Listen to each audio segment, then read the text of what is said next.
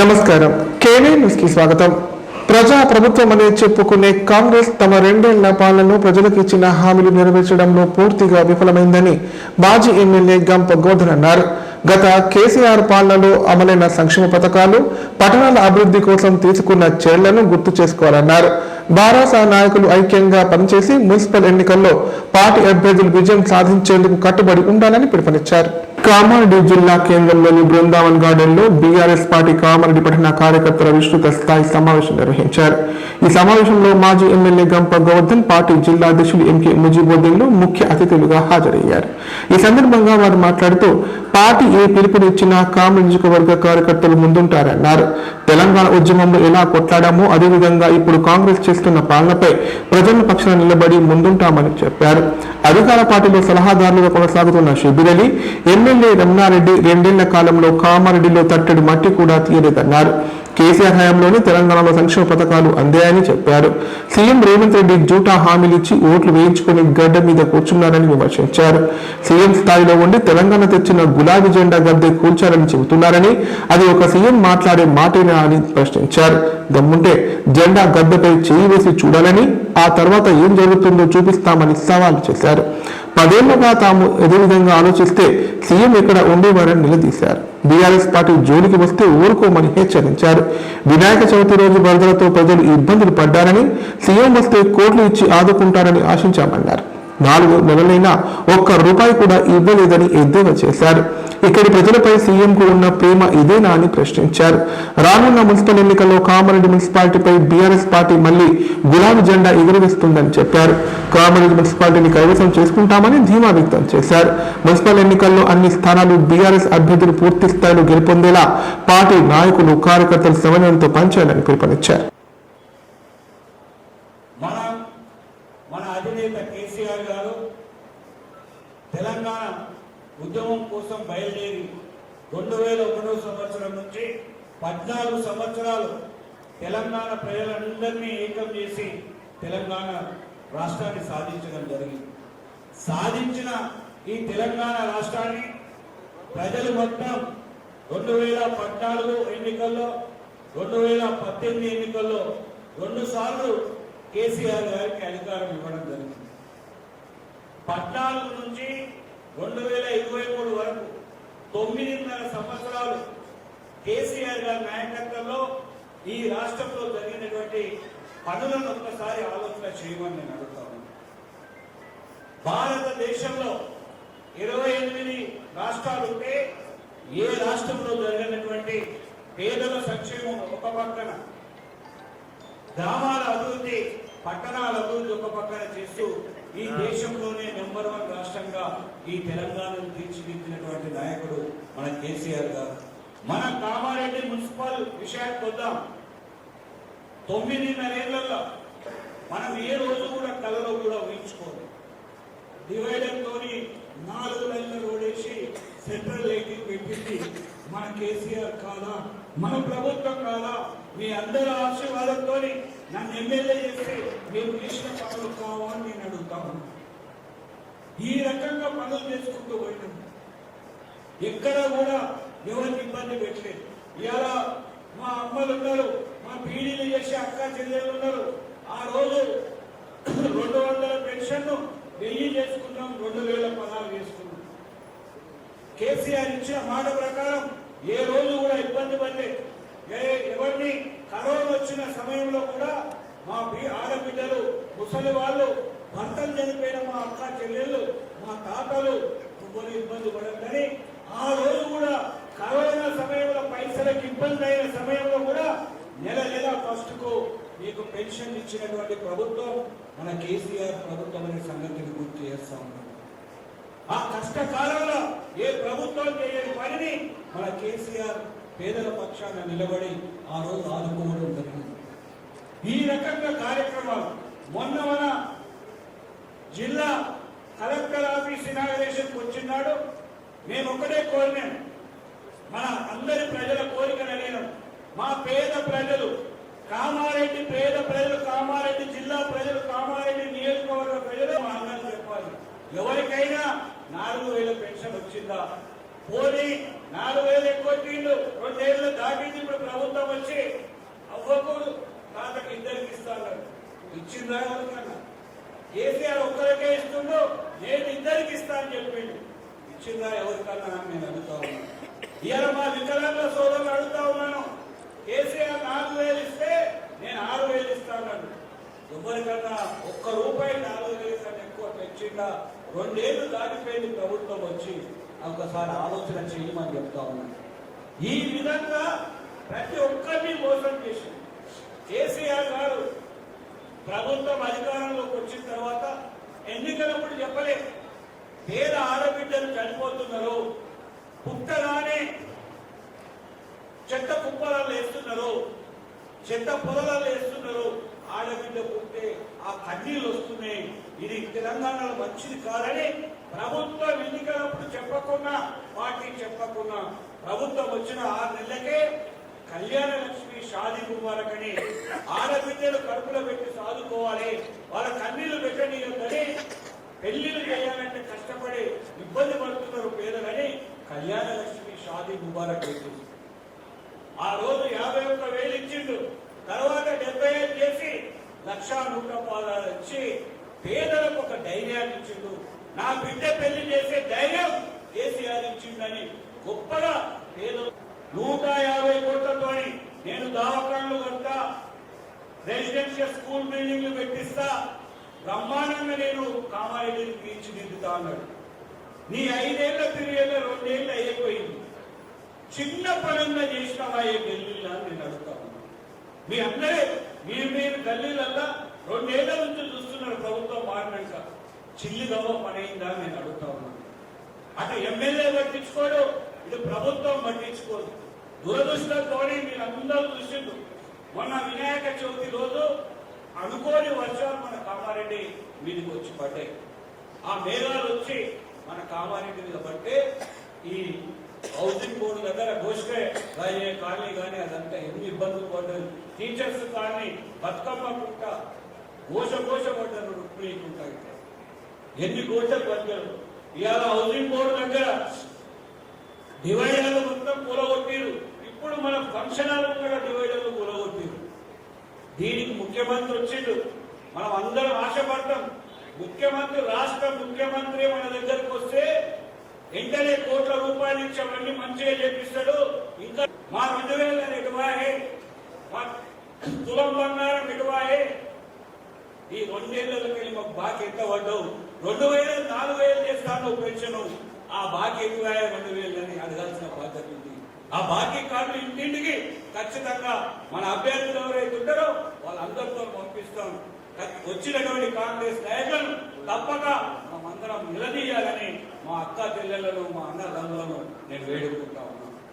వాళ్ళు ఇచ్చిన వాటిని గుర్తు చేయడమే మన ధర్మం. ప్రతిపక్షం కాబట్టి కొట్లాడి మీరు ఇచ్చిన మాట నిలుపుకోండి అని మనం వాదించి కొట్లాడి అవి వసూలు చేసుకోవాల్సిన బాధ్యత ఉంది. మన ఆడబిడ్డలు ఉన్నారు, పిల్లలను కష్టపడి తల్లిదండ్రులు కష్టపడి చదివిస్తుంటే మీరు అందరూ కష్టపడి చదివిస్తున్నారు. ఆడపిల్లలకు నేను స్కూటీలు కొనిస్తాను.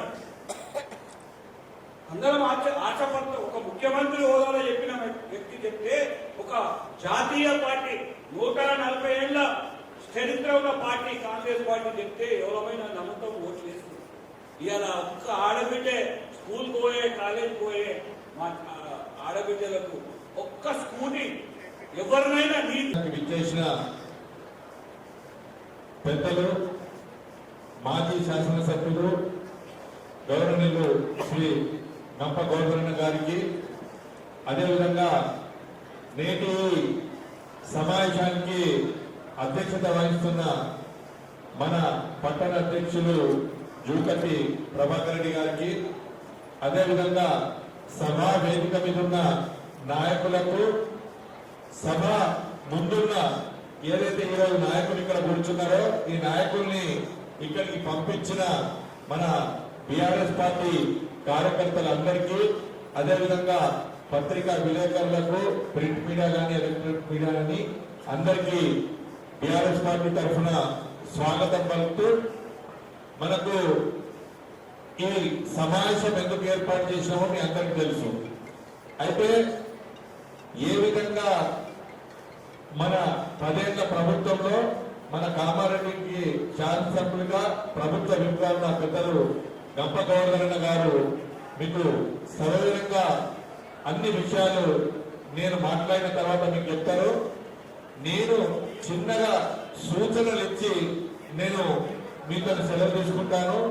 ముఖ్యంగా ఏంటంటే ఈ ఎన్నికల్లో ఇప్పుడు ఇక్కడ సమావేశమైన వారికి అందరూ ఆస్పిరెంట్స్ ఉన్నారు. అంటే 49 వార్డుల నుంచి ఒక్కొక్కటి నుంచి 4 ఉండొచ్చు, 3 ఉండొచ్చు, 2 ఉండొచ్చు, కొన్ని దగ్గర ఒక్కళ్ళే ఉండొచ్చు. ఈ సమావేశం తర్వాత ఈ అన్నగారి దగ్గర ఈ రోజు నుంచే మీ వార్డుల ఏదైతే రిజర్వేషన్ వచ్చిందో దానికి అనుగుణంగా మీరందరూ ఒక అప్లికేషన్ పెట్టుకోండి గంపగౌరవరణ గారి పేరు మీద. మేము ఈ పార్టీలో ఎన్ని రోజుల నుంచి మీరు పనిచేసిండ్రు, ఏ హోదాలో పనిచేసిండ్రు, ఎలక్టెడ్ గా ఉంటే ఎలక్టెడ్ గా ఉన్న విషయాన్ని తెలియజేస్తూ, అదే విధంగా ఈ కామారెడ్డి పట్టణంలో మనకు 7 గ్రామ పంచాయతీలు విలీనమై గత 5 సంవత్సరాల క్రితమే ఎన్నికలు జరిగినాయి. ఒకవేళ మున్సిపల్ కౌన్సిలర్ గా కాకపోతే ఆ గ్రామ సర్పంచ్ గా పనిచేసిన వాళ్ళు ఉన్నారు.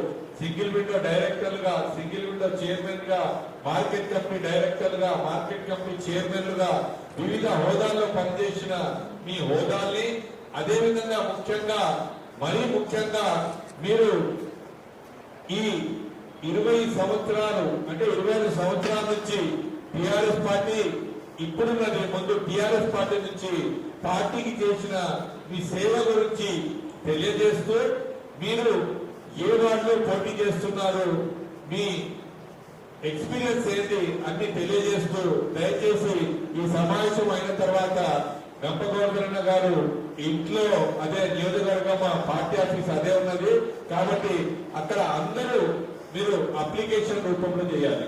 ఎందుకంటే వచ్చింది 2 రోజుల నుంచి నాకు కొందరు కలిసిండ్రు, గోవర్ధన కొందరు కలిసిండ్రు, కానీ ఏ వాడి నుంచి కలిసిండ్రో కొందరు ఇంకా కలవలేదు. కాబట్టి మీకు ఒక అప్లికేషన్ ఇచ్చినట్టయితుంది. అదే విధంగా మీరు మీ ఎక్స్పీరియన్స్ ని కూడా తెలియజేసినట్టు అవుతుందని చెప్పి తెలియజేస్తూ, ముఖ్యంగా రేపటికి మీకు ఎవరికైనా టికెట్ రావచ్చు. నేను సూచనలు చేస్తున్నా ఏంటంటే టికెట్ వచ్చిన వాళ్ళు కానీ కార్యకర్తలకు కానీ ఒక సూచన ఏం చెప్తున్నా అంటే, జనరల్ గా అంటే మేము వివిధ హోదాల్లో పనిచేసాం కాబట్టి పార్టీ పదవులతో పాటు పబ్లిక్ ఎలక్టెడ్ పోస్టులు కూడా నేను అనుభవించిన ఆ పూర్తి ఎక్స్పీరియన్స్ ని మీకు తెలియజేసేది ఏంటంటే, ఇంతమంది ఒక 600 మంది ఇప్పుడు కార్యకర్తలు జమ అయ్యారు కాబట్టి మనం ఒక దగ్గర అసెంబ్లీ అయినాం కాబట్టి సూచనలు ఏంటంటే, ఇవి చిన్న ఎలక్షన్, ఎమ్మెల్యే ఎలక్షన్, ఎంపీ ఎలక్షన్లు అంటే పెద్ద ఎలక్షన్లు, అది బూత్ వైజ్ గా జరుగుతాయి కాబట్టి ఆ ఎలక్షన్లలో మన పాత్ర కొద్దిగా తక్కువ ఉంటుంది. కానీ ఇప్పుడు మన వ్యక్తిగత పరిచయంతో పాటు గత 10 సంవత్సరాలలో పనిచేసిన అభివృద్ధి గురించి కానీ, ఈ 2 సంవత్సరాలలో అబద్ధ మాటలు చెప్పి ఈ అధికారంలో చేపట్టిన కాంగ్రెస్ ప్రభుత్వం గురించి, అదేవిధంగా ముఖ్యంగా కామారెడ్డిలో నేను 18 నెలల్లోనే కామారెడ్డిని తాళం వేసిన షాపులను టార్గెట్ గా చేసుకుని దొంగతనాలకు పాల్పడుతున్న అంతర్రాష్ట్ర దొంగల ముఠా సభ్యులను అరెస్ట్ చేసినట్లు కామారెడ్డి జిల్లా ఎస్పీ రాజేష్ చంద్ర తెలిపారు. వారి వద్ద నుంచి 2 ద్విచక్ర వాహనాలు, చోరీకి ఉపయోగించే పరికరాలు స్వాధీనం చేసుకున్నట్లు చెప్పారు. దొంగతనాల నివారణకు ఇంటి పరిసర ప్రాంతాల్లో ప్రజలు సీసీ కెమెరాలు ఏర్పాటు చేసుకోవాలని సూచించారు. కామారెడ్డి జిల్లా పోలీస్ కార్యాలయంలో ఏర్పాటు చేసిన మీడియా సమావేశంలో ఎస్పీ రాజేష్ చంద్ర వివరాలు వెల్లడించారు. కామారెడ్డి పట్టణ పోలీస్ స్టేషన్ పరిధిలో 4 షట్టర్లను లిఫ్ట్ చేసి దొంగతనాలకు పాల్పడ్డారని చెప్పారు. బాధితులు కామారెడ్డి పట్టణ పోలీస్ స్టేషన్ లో ఫిర్యాదు చేయగా తన ఆదేశాల మేరకు కేసు నమోదు చేసి విచారణ చేపట్టారన్నారు. పోలీసులు టీములుగా ఏర్పడి సీసీ కెమెరాలతో పాటు సాంకేతిక పరిజ్ఞానంతో దొంగతనానికి పాల్పడ్డ వారిని గుర్తించారని చెప్పారు. కామారెడ్డి జిల్లా కేంద్రంలోని ప్రభుత్వ డిగ్రీ కళాశాల వద్ద 2 వ్యక్తులు అనుమానాస్పదంగా తిరుగుతుండగా వారిని అదుపులోకి తీసుకుని విచారించారని తెలిపారు. మహారాష్ట్రకు చెందిన 4 సభ్యులు ముఠాగా ఏర్పడి ప్రధానంగా రాత్రి తెల్లవారుజామున ఎవరు లేని సమయంలో మెయిన్ రోడ్డు పక్కన ఉన్న తాళం వేసిన దుకాణాలు లక్ష్యంగా చేసుకుని నేరాలకు పాల్పడుతున్నారన్నారు. ముందుగా దొంగలించిన ద్విచక్ర వాహనంపై తిరుగుతూ ప్రాంతాన్ని రెక్కి చేసి ఒకరు ఇద్దరు కాపలాగా ఉండగా మిగిలిన వారు మాస్కులు గ్లౌజులు ధరించి ఇనుప రాళ్లతో షట్టర్లు లేపి లోపలికి ప్రవేశిస్తారని చెప్పారు. లోపల ఉన్న డబ్బు దొంగలించి బయటకు వచ్చి ముందుగా సిద్ధంగా ఉంచిన దొంగలించిన ద్విచక్ర వాహనంపై పారిపోతుంటారని తెలిపారు. వారి వాహనాలను గుర్తుపట్టకుండా ఉండేందుకు నెంబర్ ప్లేట్లు తొలగించడం, పారిపోతున్న సమయంలో పోలీసులు కనిపిస్తే వాహనాన్ని వదిలేసి పారిపోతూ ఉంటారని చెప్పారు. దొంగతనం చేయగా వచ్చిన నగదును సమానంగా పంచుకొని వేర్వేరు ప్రాంతాలకు వెళ్లిపోతారని విచారణలో తేలిందని పేర్కొన్నారు. ఈ ముఠాలో ముఖ్య నాయకుడు సోను పిరాజీ పవార్, అనికేత్ జాదవ్ ఇద్దరు పరారులో ఉన్నారన్నారు. పట్టుబడిన 2 మైనర్ దొంగలను అరెస్టు చేసి రిమాండ్ తరలించినట్లు ఎస్పీ పేర్కొన్నారు. ఈ కార్యక్రమంలో ఏఎస్పీ చైతన్యారెడ్డి, పట్టణ సిఐ నరహరి, పోలీసు సిబ్బంది తదితరులు పాల్గొన్నారు. ఆ టీంతోటి మొత్తం వర్కౌట్ చేసుకుంటే ఇది ఒక ఇంట్రెస్టెడ్ గ్యాంగ్ గా మనకు తెలిసింది. ఈ గ్యాంగ్ లో మొత్తం 4 సభ్యుల్లో 2 సభ్యులు మనకు దొరకడం జరిగింది. మిగతా 2 కోసం కూడా గాలింపు చర్యలు ఉన్నాయి. ఈ గ్యాంగ్ ఈ 4 సభ్యులు కలిసి ఇది చేయడము మొదటిసారి, కానీ వీళ్ళు ఇండివిజువల్ గా అనేక ఆపరేషన్స్ చేయడం జరిగింది. అండ్ గతంలో కూడా ఈ గ్యాంగ్ వాళ్ళు మెడ్పల్లి, జగిత్యాలలో కూడా 6 ఆఫీసర్స్ ఉన్నట్టు తెలుస్తుంది. ఈ 2 కూడా ఇప్పుడు మన కస్టడీలో ఉన్న 2 కూడా మహారాష్ట్రలోని హింగోలి డిస్ట్రిక్ట్ కి సంబంధించిన వాళ్ళు. 2 కూడా ఏజ్ రీత్యా జువెనైల్స్. వీళ్ళిద్దరు కూడా వీళ్ళకు ఒక ఆపరేటర్ ఉన్నాడు. ఈ ఆపరేటర్ ఆధ్వర్యంలో వీళ్ళు కొన్ని గ్యాంగ్స్ లాగా ఏర్పాటు చేసుకొని వాళ్ళు వేరు చోట్లలో తిరగడం జరుగుతూ ఉంది. ఈ గ్యాంగ్ లో సభ్యులు కూడా ఇది అఫెన్స్ కమిట్ చేసిన తర్వాత మహారాష్ట్రకి వెళ్ళి మళ్ళీ వాళ్ళు తిరిగి మన తెలంగాణకు వచ్చి మన తెలంగాణలో కూడా వేరియస్ ప్లేసెస్ లో కూడా తిరగడం జరిగింది. వీళ్ళు different mode of transportation use చేస్తూ ఉంటారు. మన కామారెడ్డిలో షటిల్ లిఫ్టింగ్ చేసినప్పుడు వాళ్ళు ట్రైన్ రూట్ ద్వారా రావడం అండ్ వెళ్ళేటప్పుడు బై రోడ్ వెళ్ళడం జరిగింది. మన దగ్గర నుంచి వెళ్ళిపోయిన తర్వాత వచ్చేటప్పుడు వాళ్ళు ఒక బైక్ ని చెవిటి చేసుకొని దాంట్లో రావడం జరిగింది. ఆయన వెళ్ళిపోయేటప్పుడు ఆ రోజు రాత్రి మన వెహికల్ చెకింగ్ నడుస్తూ ఉంటే మన పోలీస్ పార్టీని చూసి ఆ వెహికల్ అక్కడే పొదలో పడేసి వాళ్ళు అది మిగతా కాలనీస్ నుంచి ఆ వెహికల్ చెకింగ్ దాటుకొని మరొక ప్లేస్కి వెళ్ళి అక్కడ ఇంకొక వెహికల్ చెక్ చేసుకొని అక్కడ నుంచి నిజామాబాద్ వెళ్ళడం జరిగింది. నిజామాబాద్ లో కూడా ఒక అఫెన్స్ కమిట్ చేసుకొని వాళ్ళు ట్రైన్ రూట్ ద్వారా వాళ్ళు మహారాష్ట్రకి వెళ్ళిపోయినట్టుగా మనకు మొత్తము సీసీ కెమెరా ఫుటేజ్ ద్వారా తెలుస్తూ ఉంది. ఇది అయిపోయిన తర్వాత 13వ తారీఖు వాళ్ళు మళ్ళీ మన తెలంగాణ రీజియన్కి రావడం జరిగింది. అండ్ తెలంగాణలో కామారెడ్డి, మెదక్ అండ్ హైదరాబాద్ రీజియన్ కూడా తిరిగి మళ్ళీ కామారెడ్డి అనేది వచ్చినప్పుడు మనం ఆల్రెడీ ఇన్ఫర్మేషన్ తోటి ఇలా సర్చ్ చేస్తా ఉన్నాము. అండ్ వీళ్ళని కూడా సస్పిషియస్ అక్టివిటీస్ లో పట్టుకోవడం జరిగింది అండ్ ఎవరాలు వాళ్ళకి ఇవ్వడం జరిగింది. సో ఆ సైంటిఫిక్ ఎవిడెన్స్ ద్వారా కూడా పట్టుకోవడం జరిగింది. ఈ ఎంటైర్ ఎపిసోడ్ లో ఈ డిటెక్షన్ దాంట్లో చాలా ఇంపార్టెంట్ కీ రోల్ కూడా 2 ఇన్స్పెక్టర్ కూడా పోషించడం జరిగింది. అండ్ వేరే టీమ్స్ ఫామ్ చేసుకొని వీళ్ళ గురించి ఇన్ఫర్మేషన్ నెట్వర్క్ పెట్టుకొని వీళ్ళు ఎక్కడెక్కడ పోతా ఉన్నారు, ఎక్కడెక్కడ తిరుగుతూ ఉంటారు అని ఈ దొంగతనం అయితే వీళ్ళకి పిల్లలకు కాలం చేసుకొని ఊళ్ళకి వెళ్తూ ఉంటారు. సో మనము ముందు నుంచే 1 వీక్ బిఫోర్ నుంచే మైక్ లో అనౌన్స్మెంట్ చేయించడము, పత్రికా ప్రకటనలు ఇవన్నీ చేసినాము. బట్ స్టిల్ కొంతమంది కొంచెం నిర్లక్ష్య దూరంతో లాక్ వేసుకుని వెళ్ళిపోవడం, ప్రాపర్ ప్రికాషన్స్ లేకుండా ఉండడం అదొకటి చేస్తూ ఉంటాము. ఈ సంక్రాంతి టైంలో మనం ఎక్స్ట్రా బీట్స్ కూడా ఎక్స్ట్రా నైట్ డ్యూటీస్ కూడా ఏర్పాటు చేయడం జరిగింది. So compare to last 2-3 years track చేసుకుంటే ఈసారి కొంచెము ఈ దొంగతనాలని తగ్గినట్టుగానే మాకు అనిపిస్తూ ఉంది. అండ్ ఏవైతే రిపోర్ట్ అయినాయో వాటిని కూడా పేదల సంక్షేమం, నియోజకవర్గ అభివృద్ధి ప్రభుత్వ లక్ష్యమని ఎమ్మెల్యే పోచారం శ్రీనివాస్ రెడ్డి అన్నారు. బాన్సువాడ మరింత అభివృద్ధి చెందాలంటే రానున్న మున్సిపల్ ఎన్నికల్లో సమర్థులైన నాయకులను ఎన్నుకోవాల్సిన అవసరం ఉందన్నారు. అప్పుడే పట్టణం మరింత అభివృద్ధి చెందుతుందని పేర్కొన్నారు. కామారెడ్డి జిల్లా బాన్సువాడ మండలం కొయ్యగుట్టలో మున్సిపల్ ఎన్నికల సన్నాహక సమావేశం నిర్వహించారు. ఈ సమావేశంలో ఎమ్మెల్యే పోచారం శ్రీనివాసరెడ్డి ముఖ్య అతిథిగా హాజరై మాట్లాడారు. బాన్సువాడలో ఉన్న 19 వార్డులు కాంగ్రెస్ పార్టీ అభ్యర్థులే గెలవాలని చెప్పారు. పనిచేసే వాళ్లను ఓటు వేసి గెలిపించాలని కోరారు. పనిచేయని వారికి ఓటు వేసి గెలిపిస్తే ఓటు గంగలో కలిసినట్టేనని పేర్కొన్నారు. మా తరపున చేయాల్సిందని చేస్తాం. మీరు కూడా అందరూ కూడా ఐక్యంగా ఉండండి. పనుల విషయంలో ఇప్పుడు బాలరాజు గారు నేను ఇద్దరం ఉన్నాం కాబట్టి చేదోడుగా వాదోడుగా ఉండి మేము పనిచేస్తున్నాం కాబట్టి మీకు ఏం పొదవ ఉండదు.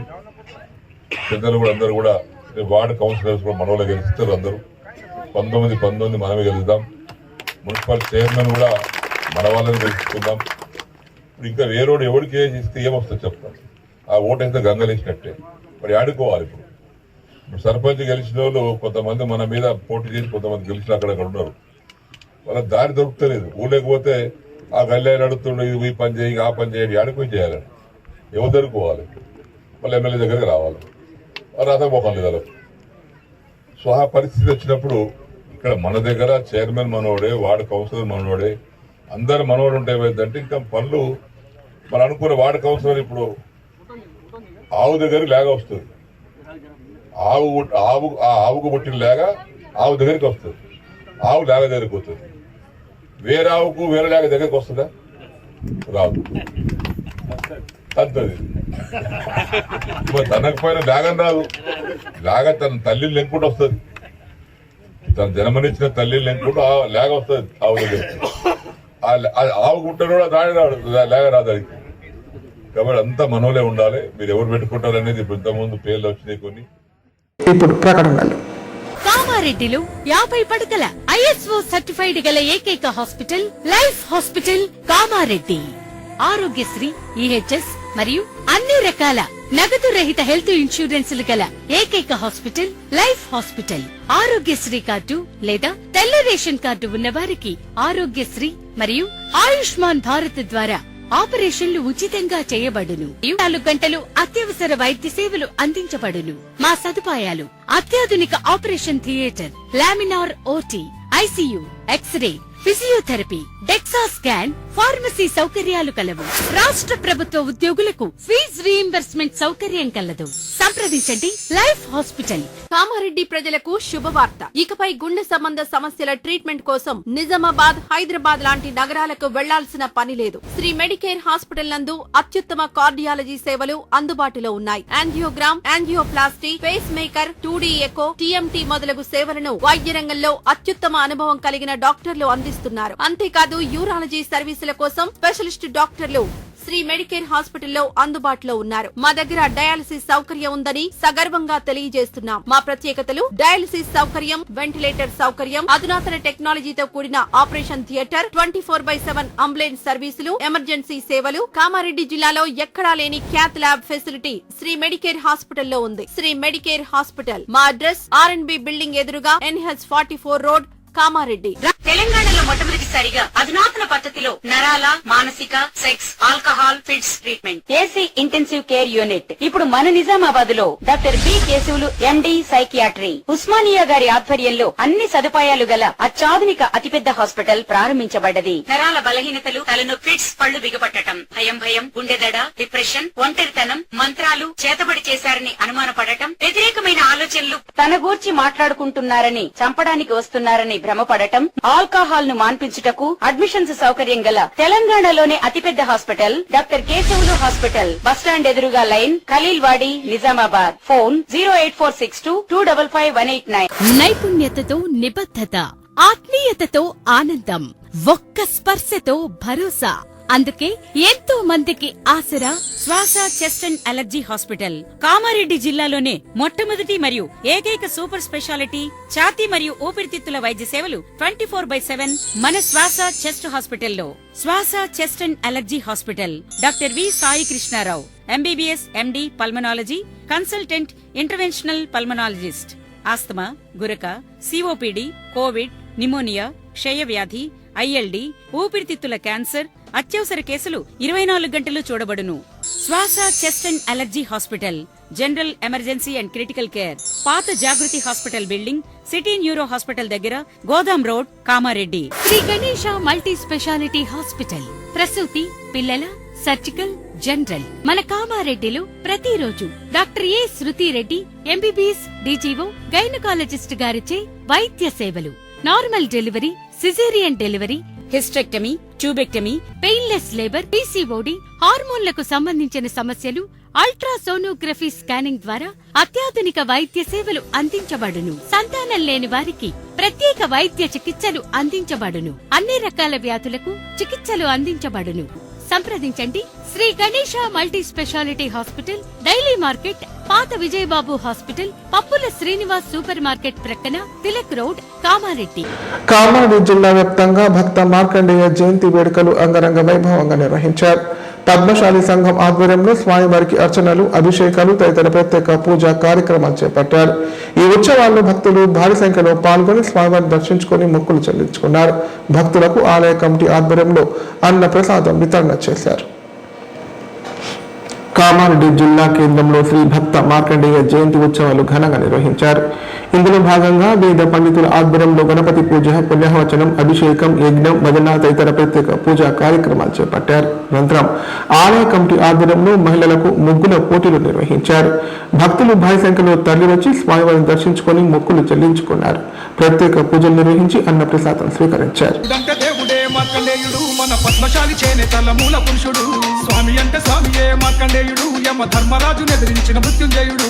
దేవుడంటే దేవుడే మార్కండేయుడు, మన పద్మశాలి చేనేతల మూల పురుషుడు, స్వామి అంటే స్వామియే మార్కండేయుడు, యమ ధర్మరాజును ఎదిరించిన మృత్యుంజయుడు. భృగువంశ వారసుడు, శివాంశ సంగతుడు, మరుద్వతి మృకండులకు పుట్టినట్టి పుణ్యసుడు, మార్కండేయ పురాణాన్ని రాసినట్టి ఋషీశ్వరుడు, చిరంజీవులకెల్ల గొప్ప చిరంజీవుడు. దేవుడంటే దేవుడే మార్కండేయుడు, మన పద్మశాలి చేనేతల మూల పురుషుడు, స్వామి అంటే స్వామియే మార్కండేయుడు, యమ ధర్మరాజును ఎదిరించిన మృత్యుంజయుడు.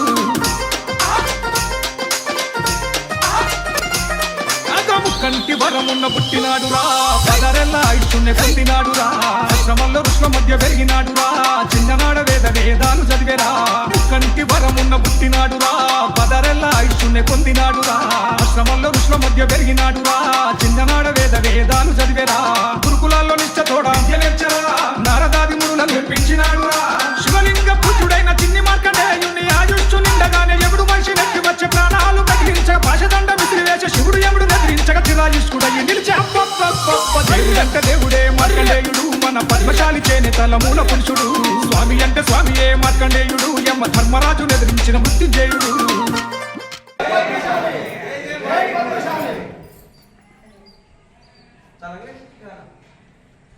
జై జై జై మార్కండేయ. ఈనాడు మన శ్రీ శ్రీ భక్త మార్కండేయ మహర్షి జయంతి సందర్భంగా మా ఆలయ కమిటీ కన్వీనరు, కోశాధికారిగా దామోదరు, పాలనశాఖ అడవి సిద్ధరాములు, బొమ్మరాజయ్య మామ, నరేందరు, సురేషు, లక్ష్మీనారాయణ అందరి సమక్షంలో కార్యక్రమం పెద్ద జరిగినాము. తుమ్మ రమేష్, నరసింహస్వామి, శీల రమేష్, చాల రాజేశ్వర్ గారి సమక్షంలో, ఈ రుమల్ల మహేందరు అందరి సమక్షంలో ఈ యొక్క కార్యక్రమాన్ని కుల బాంధవులు అందరూ కలిసి చాలా దిగ్విజయంగా ఉదయం 7 గంటల నుంచి విశేష అలంకరణ, విశేష పంచామృత అభిషేకాలతో యజ్ఞము ప్లస్ మహిళా ముగ్గుల పోటీలతో సహా భజన కార్యక్రమము కలుపుకొని ఈరోజు మార్కండేయ స్వామివారికి విశేషంగా పూజలు చేసినాము. అలాగే కుల వాళ్ళందరికీ కూడా అన్నదాన కార్యక్రమం చేసినాము. ఇట్లాగే మాకు ప్రతి సంవత్సరం మా కుల బాంధవులందరూ, మా పెద్దలందరి సహకారంతో ఇంకా ముందుకు వెళ్తూ ఇంకొక దిగ్విజయమైన కార్యక్రమం చేద్దామని చెప్పేసి అని మేము కోరుకుంటున్నాము. జై మార్కండేయ. తాడ్వాయి మండలం కృష్ణాజివాడి గ్రామంలో పద్మశాలి సంఘం ఆధ్వర్యంలో భక్త మార్కండేయ జయంతి వేడుకలు ఘనంగా నిర్వహించారు. భక్త మార్కండేయ ఆలయ ప్రాంగణంలో గణపతి పూజ, శ్రీ మార్కండేయ వ్రతం తదితర ప్రత్యేక పూజా కార్యక్రమాలు చేపట్టారు. అనంతరం ఆలయ కమిటీ ఆధ్వర్యంలో భక్తులకు అన్నప్రసాదం వితరణ చేశారు. ఈ సందర్భంగా పద్మశాలి సంఘం ప్రతినిధులు మాట్లాడుతూ భక్తి మార్గంలో మోక్షం వస్తుందని మార్కండేయుడు నిరూపించారని చెప్పారు. చిన్నారులు దేవుడి పట్ల విశ్వాసాన్ని, కోరికలను నెరవేర్చుకోవడంలో చూపాల్సిన పట్టుదలను పెంచేందుకు మార్కండేయుని కథ ఆదర్శంగా చెబుతారని పేర్కొన్నారు. ఈ కార్యక్రమంలో ఆలయ కమిటీ సభ్యులు, భారీ సంఖ్యలో భక్తులు పాల్గొన్నారు.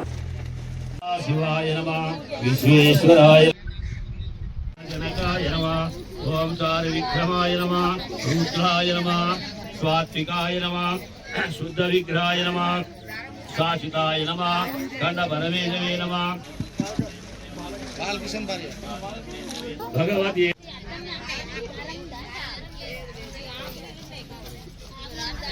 సప్పట్లు కొట్టాలి ఒక పరి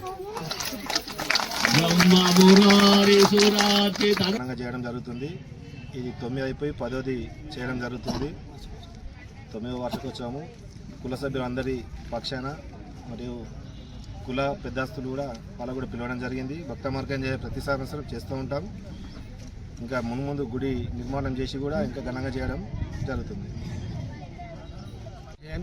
మార్కండేయ జయంతి సందర్భంగా గ్రామ పంచాయతీ సర్పంచ్కు మరియు వార్డు సభ్యులకు కూడా సన్మానం చేయడం జరుగుతుంది. అదేవిధంగా మా గుడికి వాళ్ళ సహాయ సహకారాలు తీసుకొని ఈసారి ఖచ్చితంగా గుడి నిర్మాణం స్లాబ్ వేయడానికి కొరకు అందరం సాయశక్తుల ప్రయత్నం మా సంఘం ద్వారా కానీ గ్రామం ద్వారా కానీ అందరూ సహాయ సహకారాలు తీసుకొని అభివృద్ధి చేసి ఖచ్చితంగా ఈసారి స్లాబ్ వేయాలని నిర్ణయం తీసుకున్నాము.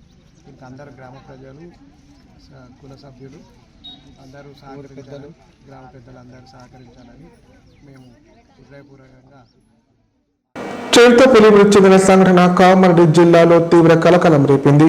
సమాచారం అందుకున్న అటవీ శాఖ అధికారులు ఘటనా స్థలానికి చేరుకొని చిరుత మృతదేహాన్ని పరిశీలించారు. అయితే చిరుత సహజంగా మరణించిందా లేక వేటగాళ్ల ఉచ్చుకు బలైందా అనే కోణంలో విచారణ జరుపుతున్నారు. కామారెడ్డి జిల్లా జుక్కల్ మండలంలోని బంగారుపల్లి శివార్లో చిరుతపులి మృతి చెందిన ఘటన స్థానికంగా తీవ్ర కలకలం రేపింది. మంగళవారం తెల్లవారుజామున పంట పొలాల వైపు వెళ్లిన స్థానికులు మృతి చెంది ఉన్న చిరుతను గమనించి అటవీ శాఖ అధికారులకు సమాచారం అందించారు. సమాచారం అందుకున్న వెంటనే అటవీ శాఖ అధికారులు, పశువైద్య అధికారులు ఘటనా స్థలానికి చేరుకున్నారు. మృతి చెందిన చిరుత వయస్సు ఎక్కువగా ఉన్నట్లు ప్రాథమికంగా గుర్తించారు. సాధారణంగా ఆ ప్రాంతం దట్టమైన అడవి కాకపోయినప్పటికీ చిరుత మృతదేహం అక్కడ కనిపించడం పలు అనుమానాలకు తావిస్తోంది. ఘటనా స్థలానికి సమీపంలోనే గుట్టలు ఉండడం, అలాగే మహారాష్ట్ర, కర్ణాటక రాష్ట్రాల సరిహద్దులు కొద్ది దూరంలోనే ఉండడంతో ఆ రాష్ట్రాల అడవుల నుంచి చిరుత ఇక్కడికి వచ్చి ఉండవచ్చని అధికారులు భావిస్తున్నారు. చిరుత మృతికి గల పూర్తి కారణాలు పోస్టుమార్టం నివేదిక వచ్చిన తర్వాత తెలుస్తాయని అటవీ శాఖ అధికారులు వెల్లడించారు. ప్రస్తుతం ఘటనా స్థలంలో క్షుణ్ణంగా ఆధారాలు సేకరిస్తున్నట్లు అధికారులు పేర్కొన్నారు.